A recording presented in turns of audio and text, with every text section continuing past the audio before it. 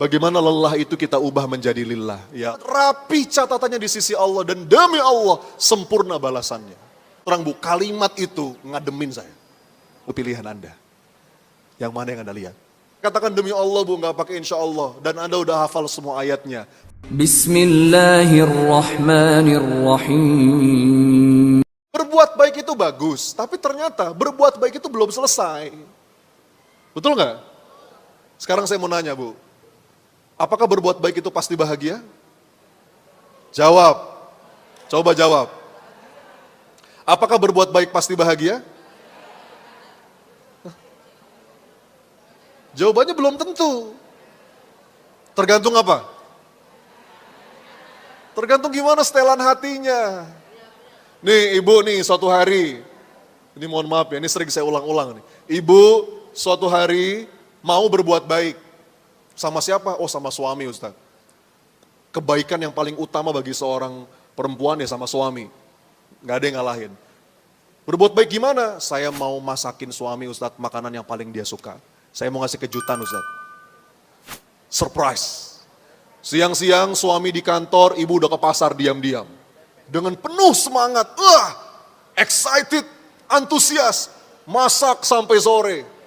Meja makan ditata rapi. Disiapin hidangan pembuka, hidangan utama, hidangan penutup.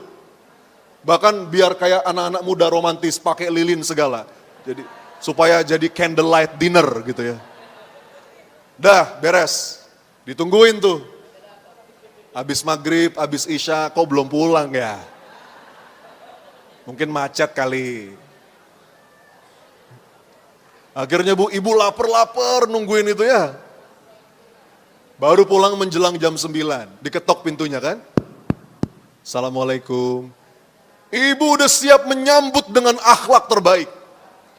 Dibuka pintunya, Waalaikumsalam suamiku. Ayah capek ya, sini dibawain tasnya. Digiring ke meja makan bu, begitu sampai meja makan, ayah lihat, lihat. Apa kata suaminya bu? Suaminya bilang, mama ngapain gitu. Kok nggak bilang-bilang? Ya kalau bilang-bilang bukan surprise dong ayah namanya. Maaf. Tadi tuh ada klien penting datang ke kantor. Ayah diajak makan sama atasan, nggak mungkin ayah nggak ikut. Mana tadi makanan yang enak banget lagi. Ayah makan banyak. Jadi ayah udah kenyang. Maaf ya Maya, ayah udah pusing nih mau langsung tidur, masuk kamar tidur. Ayo ibu-ibu jujur, gimana perasaannya? Ayo jangan langsung solehah jawabannya.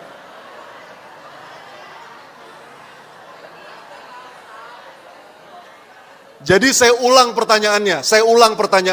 Apakah berbuat baik itu pasti bahagia? Apakah berbuat baik pasti bahagia? Belum tentu. Apa setelan hatinya nih? Bu, itu kalau kita lillah, perkara suami makan apa? Enggak kek. Itu ibu udah ke pasar, itu udah rapi catatannya di sisi Allah. Dan demi Allah sempurna balasannya. Jadi gini bu ya, berbuat baik itu motifnya banyak. Ada orang berbuat baik, supaya orang yang dibaiki itu hutang budi sama dia. Ada nggak? Itu namanya manipulatif. Ada tuh kayak gitu. Aku berbuat baik sama dia, supaya suatu hari, besok-besok, saya butuh apa-apa, dia nggak bisa nolak. Dia dalam kendali saya. Ada kayak gitu tuh bu. Satu. Yang kedua, ada orang berbuat baik supaya transaksional. Aku berbuat baik supaya kamu baik ya. Aku berbuat baik supaya kamu gak jahat ya. Atau yang ketiga tadi, ada orang berbuat baik supaya dapat validasi, supaya orang lain tahu aku ini orang baik. Ibu kalau kita masih di situ, saya pastikan capek luar biasa. Bagaimana lelah itu kita ubah menjadi lillah. Ya Rob, aku berbuat baik karena kebaikan ini bisa menghapus keburukan. Aku banyak dosa ya Allah, semoga kebaikan ini jadi menghapus dosa. Sebagaimana kata Nabi, wa'ad bi isayyi'atal hasanata tamhuha. Udah, lepas. Aku berbuat baik ini aku yang butuh. Karena aku banyak dosa. Supaya engkau curahkan rahmat. Ibu punten ya, kalau kita berbuat baik sama orang, kira-kira mana yang lebih penting untuk bersyukur? Yang berbuat baik atau yang dibaiki? Mana yang lebih harus bersyukur? Yang berbuat baik, kenapa? Karena Allah memilih kita menjadi jalan kebaikan, betul? Sekarang begini Bu, kalau Allah mau nolong seseorang, bisa nggak lewat jalan yang lain? Tapi Allah memilih kita. Bu, hati-hati ya, saya titip. Salah satu yang bikin kita keras hati itu, suka ngungkit kebaikan, merasa aku, karenaku, jasaku.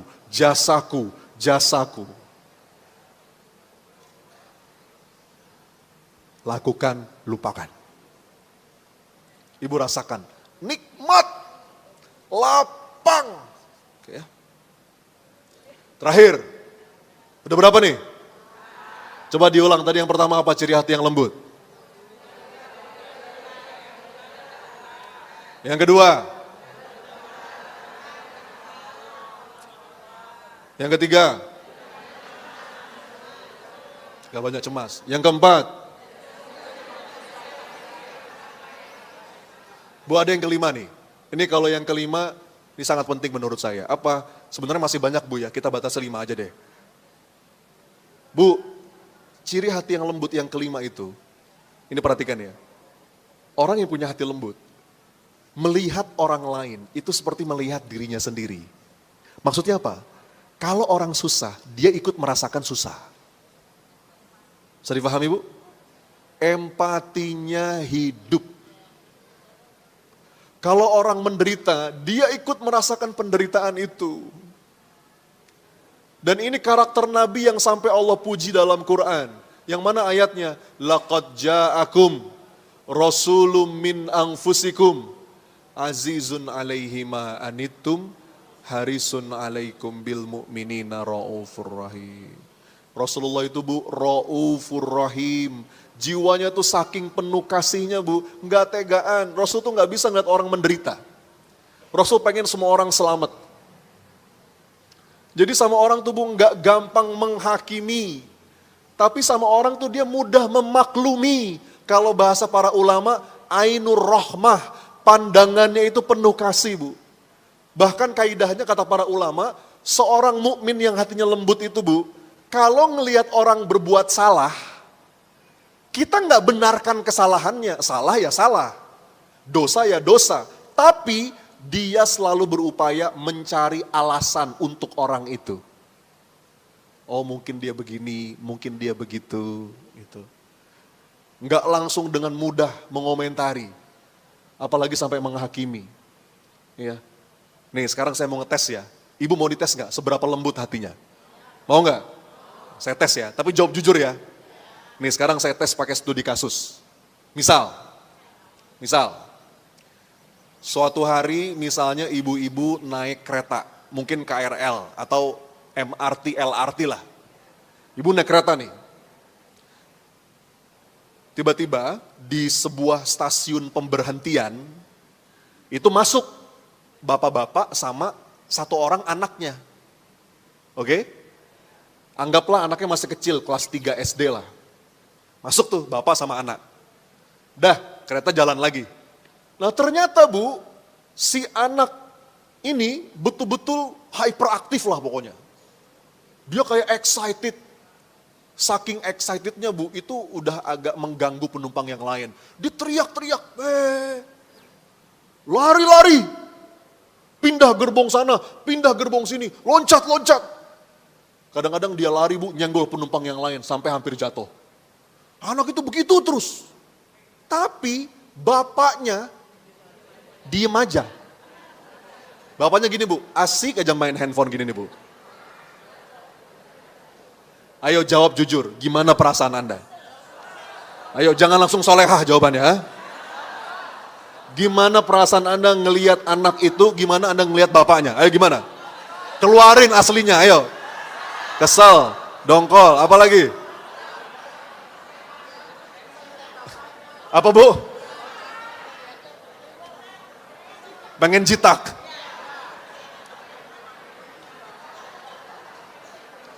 Lihat ya. Nah sekarang saya terusin kisahnya, belum selesai. Saya lanjutin ya. Sampai akhirnya ada seorang penumpang yang berani menegur bapak itu. Negurnya begini, Pak, bapak gimana sih Pak? Itu lihat Pak, anak bapak tuh udah ganggu orang. Bapak kok malah diem aja main handphone? Gak boleh Pak menormalisasi kenakalan anak. Bilangin dong Pak anaknya Pak, gimana sih bapak diem? Gitu gak?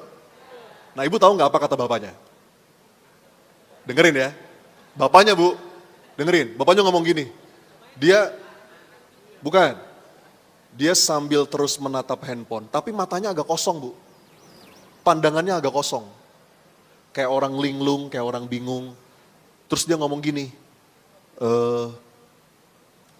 mohon maaf ya Bapak Ibu, saya terus terang bingung harus gimana. Saya tuh Bu, Pak, saya baru dapat kabar istri saya alias ibunya anak itu baru aja kecelakaan motor meninggal dunia. Ini saya naik kereta itu mau jemput jenazah istri saya. Dan saya belum bilang sama anak saya. Saya bingung Bu mau bilang gimana. Saya nggak tahu bagaimana reaksi dia nanti ketika melihat jenazah ibunya. Pasti dia sedih, pasti dia nangis. Jadi sekarang saya naik kereta ngelihat anak saya main, udahlah saya biarin aja. Sebelum nanti dia ketemu sama jenazah ibunya.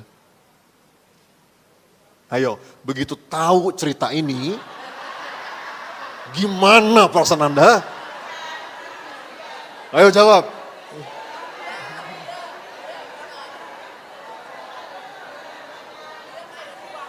Mana yang tadi mau jitak? Berubah nggak? Langsung pengen ngapain? Malah langsung ngelihat anaknya, sini nak. Iya nggak? Ibu lihat, Anda paham nggak maksud cerita ini? Bu, punten ya, banyak di antara kita secara nggak sadar hatinya tuh jahat. Kita tuh kita tuh terlalu cepat menghakimi gitu loh. Bu, ini latihan ya, gini. Jadi latihannya gini Bu, latihan supaya kita punya hati yang lembut. Kalau ngelihat apapun tuh jangan selalu mudah coba cari alasan. Oh mungkin dia begini, mungkin dia begitu. Ini latihan Bu ya, latihan melembutkan hati. Ibu lagi di jalan, tiba-tiba ada motor, woing. Ayo gimana? Jujur. Jangan langsung solehah jawabannya.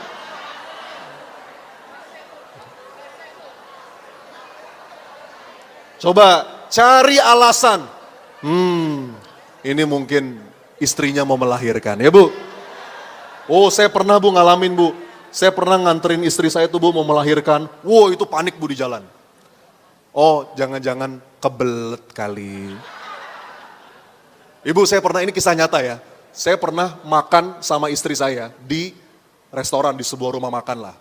Itu mohon maaf Bu, dari awal pelayannya jutek banget. Gak ada senyum sama sekali. Dari mulai saya pesen, itu saya udah mulai emosi tuh Bu. Sampai puncaknya pas dia ngasih makan Bu, itu mohon maaf kayak agak sedikit dibanting begitu. Kaget saya. Itu Bu, pada saat itu hampir saya meledak Bu. Tapi saya dicolek istri saya. Apa kata istri saya? Sayang, lagi ada masalah kali. Terus terang Bu, kalimat itu ngademin saya. Oh iya ya. Cari aja alasan. Mungkin tadi malam habis jagain ibunya di rumah sakit. Karena saya pernah Bu, saya pernah ngalamin jagain orang tua di rumah sakit, paginya harus kerja. Oh itu gak enak banget Bu. Mungkin lagi ada tagihan kali. Itu aja Bu, selamat kita. Ya, itu fungsinya tuh Bu, jadi pasangan tuh harus saling ngademin, bukan malah jadi kompor ya Bu ya. Jadi ini penting, dan ini sebaliknya Bu, kalau jadi ya hati yang lembut itu nyari alasan, orang susah dia ikut susah, tapi kalau hati yang keras itu sebaliknya, orang seneng dia susah. Orang susah, itu namanya apa Bu? Namanya hasad. Ya, hasad itu Bu bahaya. Jadi Bu ya, ini penting. Ya. Bisa dibungkus?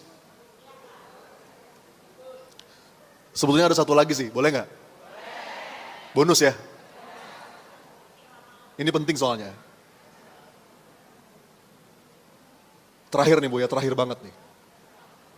Ciri hati yang lembut itu, dia selalu bisa melihat sisi baik dari setiap keadaan atau siapapun yang dia lihat. Apa Bu? Nih, saya tes ya. Mohon izin Bu, saya minum dulu. Bismillah.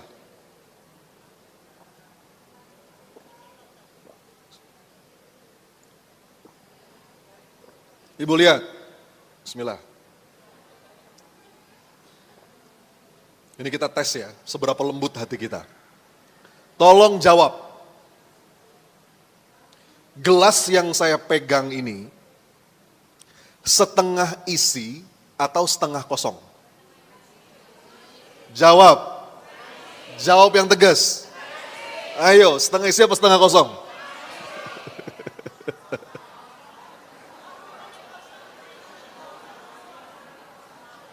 Halo? Jadi yang mana yang benar nih?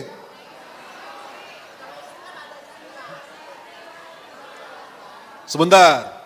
Kalau saya bilang ini setengah isi, saya benar nggak? Benar emang setengah isinya. Tapi kalau saya bilang ini setengah kosong, saya benar nggak? Loh kok benar dua-duanya? Bedanya di mana coba? Di mana bedanya? Ibu ini penting loh.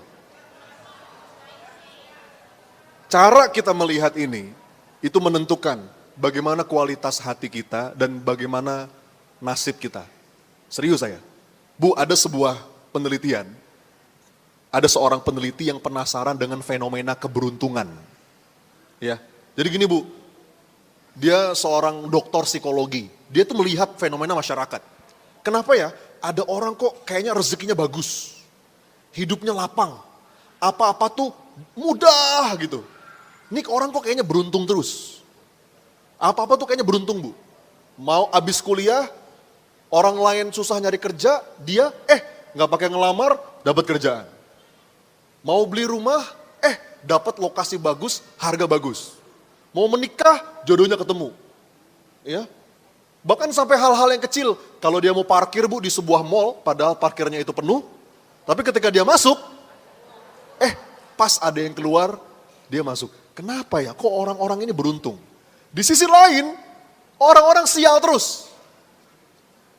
Ruwet terus hidupnya. Padahal ikhtiarnya sama.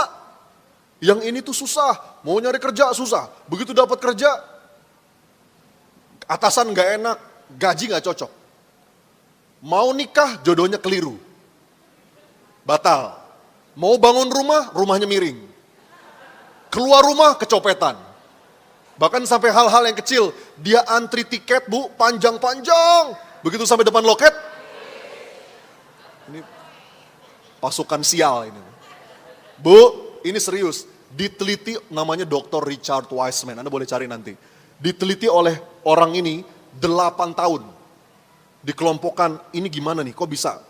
Apa yang membedakan? Padahal ikhtiarnya sama-sama. Ternyata Bu, salah satu yang dia temukan, tahu nggak apa? Orang-orang beruntung itu, orang-orang yang nasibnya bagus. Menurut riset dia, mereka itu melihat segala sesuatu, apapun yang menimpa hidupnya, siapapun yang dia temui, itu dari sisi isinya. Tapi orang-orang sial, melihat segala sesuatu, siapapun yang dia temui, dari sisi kosong. Pertanyaannya kita yang mana? Ya. Coba dites. Masalahnya Bu, yang setengah kosong juga benar, ya enggak? Itulah kenapa, mohon maaf ya, kenapa ya orang negatif, orang sinis, orang skeptis, orang pesimis itu sulit disembuhkan. Tahu nggak kenapa? Karena dia selalu bisa menemukan alasan yang tepat, objektif, faktual, akurat dan terpercaya bahwa ini memang setengah kosong. Ustadz, lihat Ustadz, ini setengah kosong. Lihat Ustadz. Pertanyaan saya, dia benar nggak? Masalahnya dia benar, Bu. Tapi kalau saya bilang setengah isi, saya benar nggak? Itu pilihan Anda. Yang mana yang Anda lihat? Kalau ketemu orang nih, Bu, yang mana yang Anda lihat? Namanya orang, Bu, pasti ada dua sisi ini, betul nggak? Makanya yang mana yang Anda lihat? Saya tuh, Bu, saya insya Allah, Bu ya, insya Allah. Saya tuh merasa nggak pernah nggak cocok sama orang. Kalau saya, Bu. Saya tuh kalau ketemu orang, saya selalu merasa cocok. Siapapun itu. Kenapa? Karena saya fokus melihat setengah isinya. Saya hadir di kajian manapun, dengerin ustadz manapun, saya merasa saya selalu cocok. Karena saya fokus setengah isinya. Bukan setengah kosongnya. Yang mana yang kita lihat? Ada orang-orang tuh, Bu, kalau ngelihat sesuatu, setengah kosongnya terus. Ada? Nih contoh, pulang dari ondangan. Pulang dari hajatan, resepsi pernikahan. Itu yang diomongin, Bu, setengah kosongnya. Betul nggak? Sambelnya asem. Padahal ayamnya enak, Bu. Nggak dibahas sama dia. Kerupuknya alot. Mie-nya asin. Padahal, Bu, es buahnya seger. Nggak dibahas sama dia, Bu. Yang dibahas setengah kosongnya terus.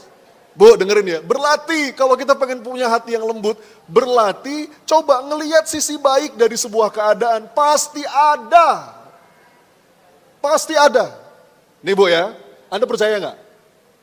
Saya bisa loh, cukup kasih waktu saya 3 hari, saya bisa membuat Anda merasa muak dan mual melihat suami Anda. Nah, mau nggak? Mau nggak? Caranya gampang, Bu. Caranya gimana? Dalam waktu 3 hari Anda fokus dengan setengah kosongnya. Ada nggak? Ada nggak? Banyak. Namanya manusia. Misalnya, Bu ya, lagi tidur tuh, Bu, Anda lihat mukanya. Fokus setengah kosongnya. Hidungnya gede lagi. Ngorok lagi. Bau lagi. Terus Anda ingat kenangan-kenangan buruk, kata-kata yang pernah menyakiti hati Anda. Ada nggak? Pasti ada. Anda fokus ke situ. Wah, dia pernah menyakiti. Bu, nggak usah lama-lama. 3 hari Anda fokus ke situ, ngelihat suami Anda, mual Anda. Betul? Tapi saya belum selesai. Saya belum selesai. Saya juga bisa dalam waktu 3 hari membuat Anda jatuh cinta dengan orang yang sama. Jatuh cinta lagi dengan orang yang sama. Gimana caranya? Dalam waktu 3 hari, Anda fokus dengan setengah isinya. Ada nggak? Adalah, suami Anda bukan Fir'aun. Misalnya ya, ngelihat, ya Allah ini wajah yang sudah lama berjuang buat saya. Ya, misalkan seorang suami, Bu, mohon maaf ya, bahkan ngelihat istrinya ada goresan-goresan di tubuhnya, oh ini perjuangan melahirkan anak-anak saya. Ya, ingat kenangan-kenangan indah bersama dia. Itu, Bu, 3 hari Anda fokus ke situ. Bisa-bisa Anda jatuh cinta lagi dengan orang yang sama. Masalahnya mana yang kita lihat, Bu? Namanya positif fokus. Kadang-kadang kita suka terbalik. Dulu waktu belum nikah, suami kamu hitam ya, tapi manis. Begitu udah nikah, suami kamu manis ya, tapi hitam. Padahal dua-duanya udah ada dari dulu. Bu, coba dalam sebuah keadaan, seberat apapun, demi Allah Bunda, ada sisi baiknya, bahkan lebih banyak. Saya katakan demi Allah, Bu, nggak pakai insya Allah. Dan Anda udah hafal semua ayatnya. Fa inna ma'al. Terusin.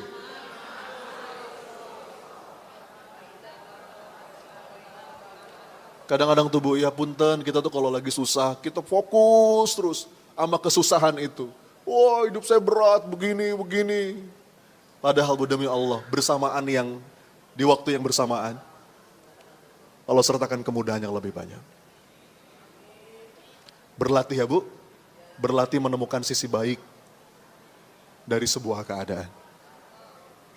Dan mudah-mudahan Allah lembutkan hati kita. Amin.